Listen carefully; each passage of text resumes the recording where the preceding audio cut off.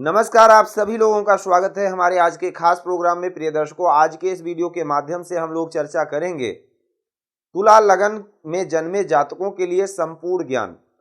कौन से ग्रह की महादशा आपके लिए होगी शुभ, कौन सा ग्रह आपके लिए मारक सिद्ध हो सकते हैं, किस दशा में आपको कष्ट मिल सकता है जिससे सतर्क रहना चाहिए, कौन सा रत्न आपको पहनना चाहिए, कौन सा रंग आपके लिए शुभ है, कौन सी दिशा आपके लिए शुभ है, संपूर्ण जानकारी तुला लग्न में जन्मे जातक के लिए इस वीडियो के माध्यम से हम लोग चर्चा करेंगे। प्रिय मित्रों, लग्न जो लग्न की राशि होती है प्रथम भाव में स्थित होती है।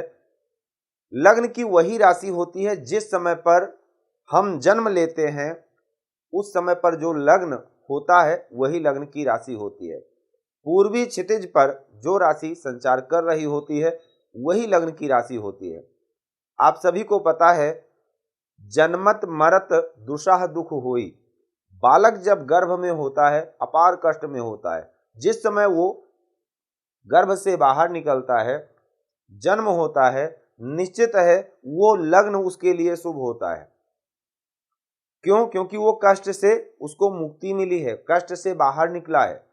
उस समय पर जो लग्न होगा, जो नक्षत्र होगा, जो करण होगा, योग होगा, तिथि होगी, वार होगा, जिस राशि में चंद्रमा का संचार होगा, ये सब कुछ उसके लिए विशेष शुभ फल देने वाले होते हैं। लग्न की राशि पता लगते ही 12 राशियां क्रमबद्ध तरीके से 12 भावों में विद्यमान हो जाती हैं और फिर हमको बड़ी ही सरलता से ये पता लग जाता है कौन सा ग्रह आपके लिए शुभ है, कौन सी राशि आपके लिए आपके अशुभ स्थान में है जिसके स्वामी आपको अशुभ फल दे सकते हैं, और कौन सी राशि आपके लिए शुभ है जिसके स्वामी आपको दशा अंतरदशा में हर प्रकार का सुख दे सकते हैं। प्रिय दर्शकों, लग्न की राशि, लग्न में जो राशि स्थित है वो राशि इसीलिए हमारे लिए महत्वपूर्ण है क्योंकि वो बहुत ही शुभ राशि होती है हमारे लिए। जिस लग्न में हमारा जन्म होता है, अब तुला लग्न में अगर जन्म हुआ तो तुला लग्न के स्वामी शुक्र हैं। लग्न से हम अपने संपूर्ण शरीर का विचार करते हैं। सबसे पहले नंबर पर लग्न से तनु का विचार करते हैं। तनु मतलब पूरे शरीर का। लग्न ही वो जातक है जिसके बारे में हम चर्चा कर रहे हैं।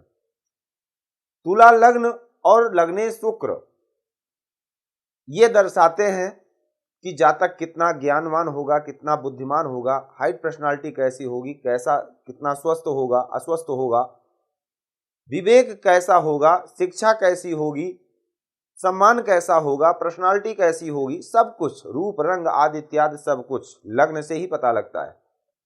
इसीलिए तो लग्न महत्वपूर्ण है। लग्न को जान लेना बहुत जरूरी है क्योंकि लग्न का जो त्रिकोण स्थान है, प्रथम त्रिकोण जिसको धर्म त्रिकोण के नाम से जाना जाता है, प्रथम पंचम और नवम। आप ये बात हमेशा याद रखिए कि जो राशि लग्न में स्थित होती है उसके मित्र की ही राशि उसके त्रिकोण स्थान में आती है। क्यों? क्योंकि ये धर्म स्थान है, धर्म त्रिकोण है। ये 4 त्रिकोण होते हैं, 4 पुरुषार्थ हैं, धर्म अर्थ काम और मोक्ष। पहला जो त्रिकोण है वो धर्म त्रिकोण है, प्रथम पंचम और नवम, जो ये दर्शाता है कि हम कितना टैलेंटेड हैं, कितना स्वस्थ हैं, हमारा रूप रंग कैसा है, हमारे अंदर ज्ञान कितना है। क्यों? क्योंकि पंचम भाव प्रारब्ध है, लग्न से 5वां प्रारब्ध है, ये त्रिकोण में ही आता है। नवम भाव भाग्य है, इसको धर्म स्थान भी कहा जाता है। धर्म भी कब कर पाएंगे? जब हमारे अंदर ज्ञान अच्छा होगा, हम जानेंगे। अध्यात्म तभी अच्छा हो सकता है, ज्ञान तभी अच्छा हो सकता है जब पंचम मजबूत होगा। और अगर ज्ञान है तो काहे को किसी चीज की कमी है। ज्ञानी पुरुष के पास किसी प्रकार की योग्यता अगर है तो निश्चित है आपके पास सब कुछ होगा। अगर पंचम मजबूत है तो निश्चित भाग्य मजबूत होगा, भाग्य मजबूत है तो आप मजबूत हैं। इसीलिए यह धर्म स्थान है और धर्म स्थान की विवेचना बहुत लंबी है, लेकिन फिलहाल इस वीडियो के माध्यम से हम बहुत संक्षेप में आपको बता रहे हैं। धर्म जितना, परमात्मा को जितना भाग्य में देना होगा उतना ही ज्ञान आपको देगा, क्योंकि ये प्रारब्ध को दर्शाता है। यही दर्शाएगा कि आपके मेमोरी में कितना है। किसी को देखिए, ज्योतिष की क्लास देते हैं जो भी शिक्षक हैं उनको पता होगा, हर विद्यार्थी की एक जैसी मेमोरी नहीं होती है, स्मरण शक्ति एक जैसी नहीं होती है। किसी को वही बात एक बार में समझ में आ जाती है और किसी को बार बार समझाओ फिर भी समझ में नहीं आती है। क्यों? क्योंकि उसका पंचम भाव निश्चित कमजोर होगा। तो इसीलिए तो शिक्षा की बात यहां से करते हैं, पंचम भाव से ही संतान की बात करते हैं। पंचम ही प्रेम है, ये पुनर्जन्म का कनेक्शन है हमारे भाग्य से। इसीलिए पंच प्रारब्ध में है तो संतान होगी, प्रारब्ध में है तो शिक्षा मिलेगी, और यही भाव दर्शाएगा कि हम कितना मजबूत हैं। अगर हम ज्ञानी हैं, विवेकवान हैं, स्वस्थ हैं, तो निश्चित है बहुत कुछ कर सकते हैं जीवन में। बहुत कुछ है, उपलब्ध है, लेकिन स्वास्थ्य शरीर साथ नहीं दे रहा है, नहीं कर पाएंगे। इसीलिए धर्म त्रिकोण का मजबूत होना बहुत जरूरी है। सबसे पहली बात, इसीलिए शास्त्रकारों ने कहा है कि जो धर्म की यानी लगन में जो राशि स्थित है, उस राशि के स्वामी और उसके पंचम स्थान के स्वामी, नवम स्थान के स्वामी हमेशा शुभ फलदायक होते हैं। ये हमेशा लाभप्रद होंगे आपके लिए, क्योंकि यह धर्म त्रिकोण है, लग्न का त्रिकोण स्थान है। तो लग्न के स्वामी अगर शुक्र हैं तो उसके मित्र शनि देव हैं, और बुध जो कि भाग्य स्थान के स्वामी हैं, ये भी शुक्र और शनि के मित्र ही हैं। तो आपको जब भी जीवन में शुक्र, शनि या बुध की दशा मिलती है तो वो आपको हर प्रकार से सुख सुविधाएं देने वाली होगी। शुक्र, शनि और बुध, ये तीन दशाएं आपके लिए लाभप्रद होंगी। दूसरे नंबर पर अब अगर बात करें तो आपके लिए सम दशा कौन सी होगी। देखिए, जन्म पत्रिका में शुक्र की बात हो गई, द्वितीय स्थान के स्वामी मंगल हैं, सप्तम के स्वामी मंगल हैं। मंगल शुक्र की आपस में समता है, न मित्र है न शत्रु है, इसलिए मंगल यहां पर सम होंगे। मंगल ना तो अच्छा फल देंगे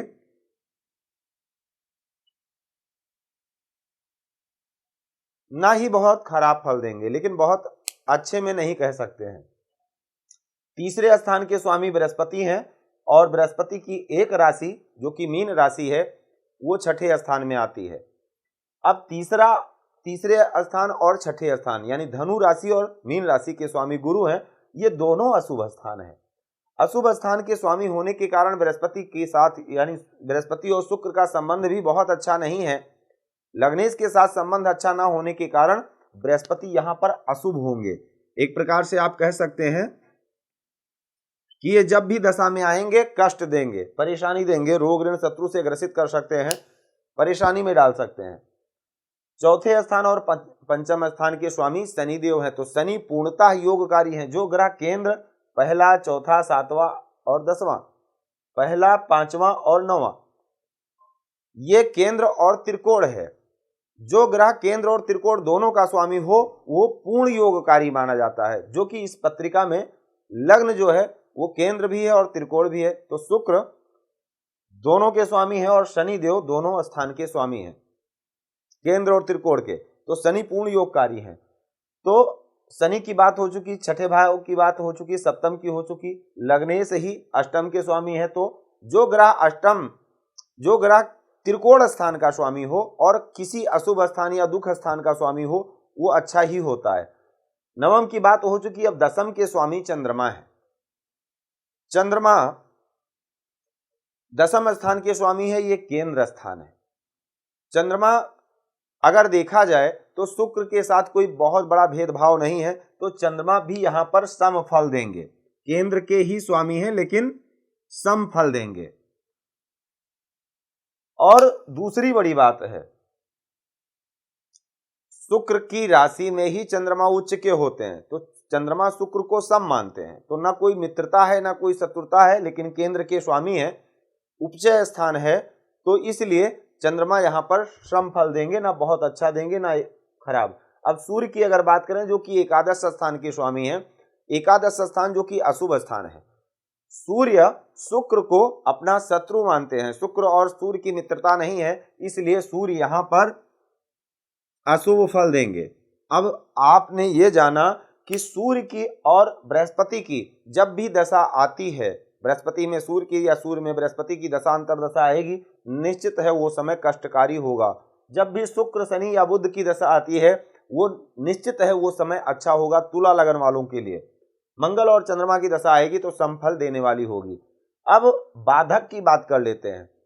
तुला लगन में कौन सा ग्रह बाधक हो सकता है? जबकि अगर देखा जाए तो मंगल मारक स्थान के स्वामी है, लेकिन मारक इसलिए सिद्ध नहीं होंगे क्योंकि मंगल की मूल त्रिकोण राशि केंद्र में आती है और शुक्र को सम मानते हैं।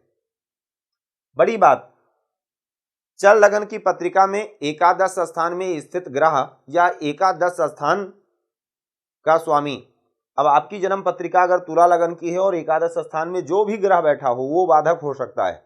या तुला लगन में 5 नंबर की राशि है यानी स्वामी सूर्य है तो सूर्य बाधक हो सकते हैं, जो कि हर कार्य में बाधाएं उत्पन्न करना, एक दिन का काम 3 दिन में करवाना, ये काम सूर्य का है, जो कि लग्नेश के साथ मित्रता भी नहीं है।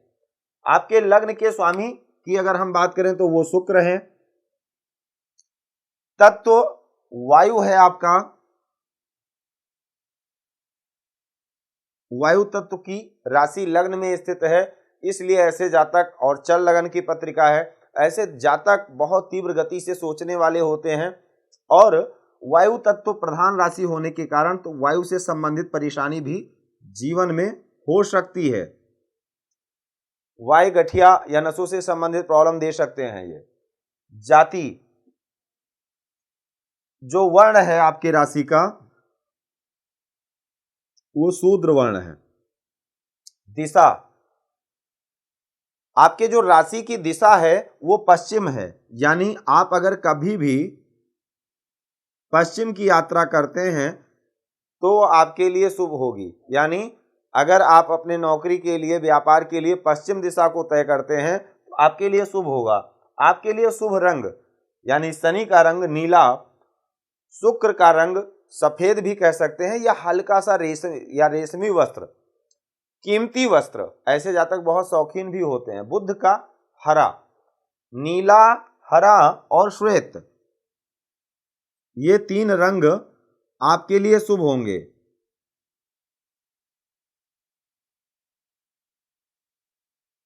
इसके बाद अशुभ रंग कौन सा होगा आपके लिए?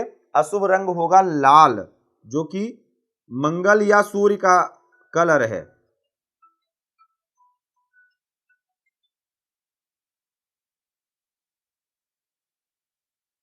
लाल रंग और पीला रंग आपके लिए अशुभ होगा।